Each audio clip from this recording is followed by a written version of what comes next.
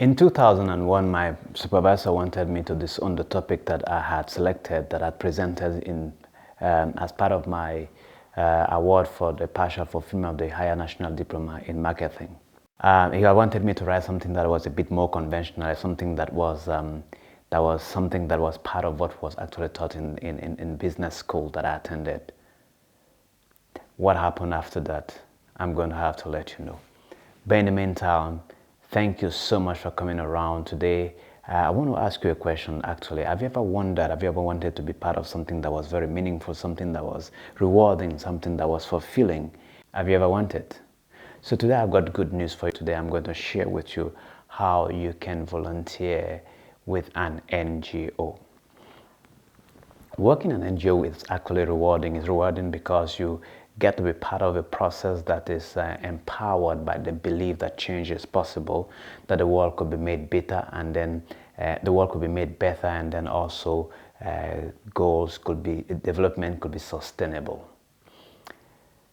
But who wouldn't want to be part of this lustrous process? Despite the fact that this is actually a lustrous process, not every person gets taken for this very opportunity. Why? Because the need for the turnaround time for getting people to be able to respond to the needs of an NGO, and then the need for monitoring and evaluation, the expectations of donors, everything makes it so much in such a way that there's a lot of time. Time is always at stake. There's no time to waste time. And so because of that, the predominant criteria for selecting people that work in an NGO becomes experience. Those people who can just go, ready, plug, and play into the field. That's the reality. I'm so sorry to let you know that. I get some people coming back to meet me and say, but I just want to provide my expertise. I just want to provide my service. Why? I don't care whether you pay me, you don't pay me. I'm so sorry, but that doesn't always happen like that. You just have to forgive us, but sometimes we find ourselves in winding processes of recruitment, bureaucracies being required, and then having to use algorithms, to use some cliches that we borrow from I don't know where in recruiting people, because those criteria are the ones that could easily be read and understood when documented. And so this brings also a conflict between the person who does have a passion, who want to achieve, who want to be part of something meaningful, and then you have on the other side, you have the bureaucracy, you have a process, you have policies that tell you, we are sorry, we know, we understand what you feel, but we really are sorry we can't take you at this point in time. Please come back another time. Someone probably wondering, what really does NGO stand for? So NGO stands for non-governmental organization. The first mention of NGO was in 1945 after the newly created UN in its Article 71 did refer to NGO as non-governmental organizations which will be free from government interferences. And we have NGOs in almost anything you're looking for, from advocacy to family issues, to animal rights, to everything you're looking for. As a matter of fact, I actually was surprised to realize that we had an NGO that was actually dedicated to the cause of the red ants. Yeah, red ants. So you have NGO in almost everything, and you may also have to come across some terms such as INGO. INGO stands for International Non-Governmental Organization. They are international. They go everywhere. You come across an ENGO, which is Environmental Non-Governmental Organizations. Those are like Greenpeace, dedicated to climate changes, to environmental issues. So that's for nature. You come across terms such as RINGO, which is Religious International Non-Governmental Organization. We have World Visions, we have Christian Relief Services, we have TFON, we have Samaritan Purse, we even have ZOA. Those are RINGO. We have We also have the BINGOs, BINGO, which is big international non-governmental organizations. And one example we have to be the Red Cross. We also have CSO, which is civil society organizations, are also part of the NGOs. Amnesty International is a civil society organization. So those are for civil causes. Those are there to be able to help you. Then at the grassroots, we have the CBOs, which is the community-based organizations that actually help there to also help and support. So all of these things are different. You can find an NGO in almost anything that you are looking for. And working with an NGO, I'll keep repeating again, is that it's rewarding. Why is it rewarding? Like I did say, you're part of something meaningful, something that is empowered by the belief that change is possible, that life could be made better, and that development could be sustained. Now, the question now becomes, how can someone get an opportunity into an NGO and volunteer? My name is Ansi, I'm your career breakthrough psychic, and I am here to share with you how you can volunteer with an NGO. How can you volunteer with an NGO? How you can volunteer with an NGO? I have experience volunteering with an NGO. I started my career as a volunteer with an NGO. I have managed volunteer, resource volunteers, both national, international, and community-based volunteers. Even at this point in time, as I'm telling you, I am actually in the field to be able to resource volunteers, and today I'm going to have to share with you how you can find opportunity to volunteer that could add UNICEF in your CV alongside the voluntary service overseas. It's so exciting to be part of a process that can provide an opportunity for 150 persons in the community. So tip number one, how you can volunteer with an NGO. The first thing you need is passion. The second thing you need is passion. The third thing you need is passion. This is 1 in 3, you need passion. I did start with a story of how in 2001 my supervisor had wanted me to disown my proposed topic towards the fulfillment, the partial fulfillment of the higher national diploma in marketing, because he felt that it was something that was not conventional. It was something that was not taught in the business school that I attended for 3 years. I had submitted a proposed topic on the relevance of marketing for non-profit organizations with emphasis on faith-based organization, and I felt that that wasn't it. But it was something I was passionate about. It was something that I actually wanted to see done.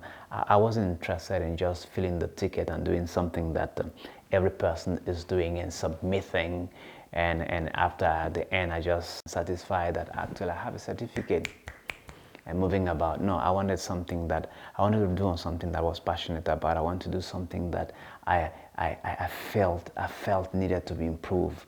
I felt something needed to be done about. And so I made a case to him, and good enough also, he found reasons and he accepted. For me, I did not care. I did not care if for the past 3 years that I've been in the institution, in business school, nothing was taught about non-profit organization. I did not care really if there were limited or no resources available for me to be able to do my work. I did not care if no one actually had done such. Of course, it was good. I did set the pace on that. I hope I haven't gone back there to check if somebody else had done similar thing, but I do believe that was very important. And even when I moved on to do my master's, I did not even find the courses were all business related. Thank God for people who are reading like ACC and accounting. At least they have charity accounting, non-profit accounting, but I never had such. I started as a volunteer post-tertiary education. I spent 2 years volunteering as a finance and regional assistant with a faith-based organization in order to be able to put into practice the theories and the empirical evidences that I found during my project work. And so for 2 years I did volunteer. I also have experience in managing volunteers, in resourcing volunteers. And as a matter of fact, right now I'm in the field trying to resource 148 volunteers for a UNICEF-based project, a UNICEF-funded project. Now, what does it take to volunteer? The first thing I did talk about passion. So passion is quite important. Another place where I've seen passion being demonstrated a lot of time. One place I could see passion, I could talk about passion was how somebody made sure that he faced the odd and did not disappoint his recruiter, because first impressions is always important. So they were based in Zambia. There were two of them, and I did understand at that period in time also that in Zambia electricity can be a challenge. And because electricity can be a challenge, sometimes you can't have things done when you want to do it. And so the first young man that we were supposed to interview did come back at the nick of time and then requested for us to change the timing because power failure had come, and because of power failure, he couldn't charge either his laptop or his phone. Then the second person came up and made us understand there was power failure, and but that has made sure that his phone was actually charged, and we were able to do our Skype interview. So that for me was quite encouraging. That for me was quite impressive, meaning that he actually taking time to ensure that he did not disappoint and created a good self-impression.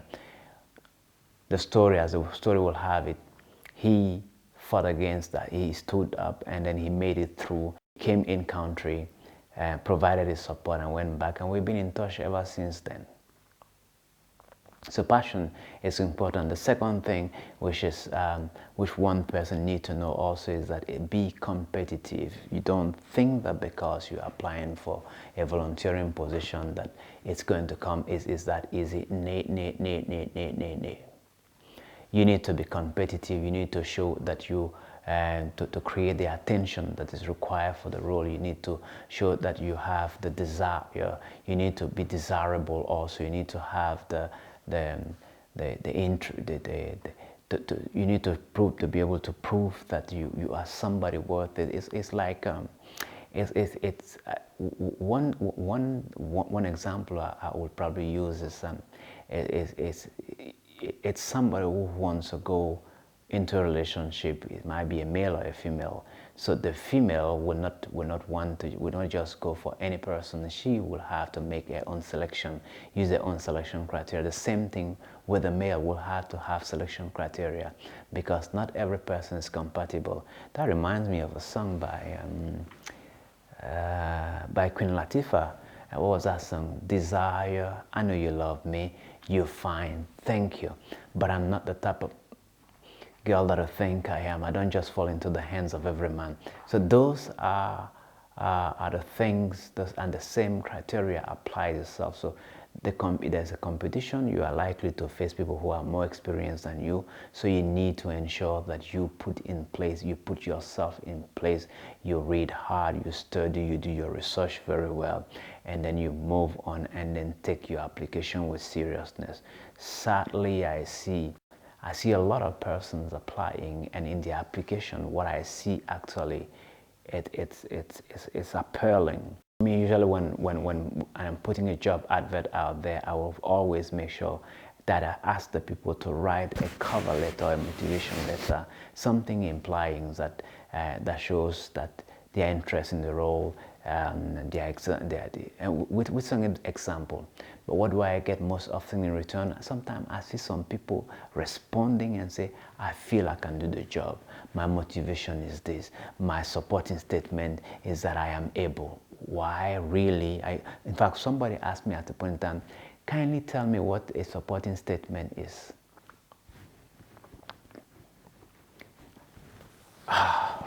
Really? Well, that's what happens. We see a lot of things, but we just have to keep moving on. So please, as much as possible, try to read instruction. Quickly, what you are doing to the mind of the recruiter is that you don't read instruction, you don't follow instructions, you are not disciplined enough to be able, you don't pay attention to detail. So if in your CV you write pay attention to detail and you don't follow the instructions given, hello? Oh, I won't even talk about those people who will apply for a position that was advertised and then making references to another organization.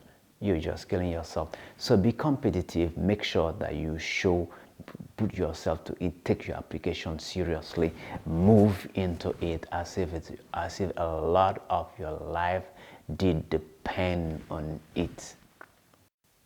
The third thing that you need to consider will have to be, you need to be realistic. You need to be realistic. Please, please, bros, be realistic. You see, one of the realities you need to take into account is that, one, most NGOs do not pay. Some NGOs, for some it's free, some NGO will provide you with what we call living expenses or allowances to be able to just, because we know that you pay transport, we know that you fuel your car, we know that you will need probably in the environment to be able to eat, so we provide something which is, some call it stipend and allowance, your living expenses, like UN does it, the voluntary service overseas does that. So that is what you require. The second reality is that you will not be treated like an employee. What I mean treated like an employee is not a discrimination, is that some of the benefits you are likely not to get.